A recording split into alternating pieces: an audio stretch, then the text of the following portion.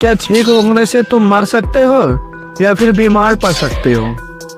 तो बेसिकली ठीक आने का मेन रीजन यह होता है, जो भी वायरस या बैक्टीरिया हमारे शरीर में हो उन्हें बाहर कर दिया जाए। लेकिन कभी कभी ज्यादा तेज से आई छींक को तुम रोकने की कोशिश करते हो तो आंख, नाक या फिर कान के जो पर्दे की छोटी नसें होती हैं वो फट सकती है। और हाँ, ज्यादा प्रेशर हुआ तो इन प्रेशर की वजह से दिमाग की नस भी फट सकती है। तो कंक्लूजन यह है कि अगर मौत ना हुई तो जान तो फिर भी जानी है।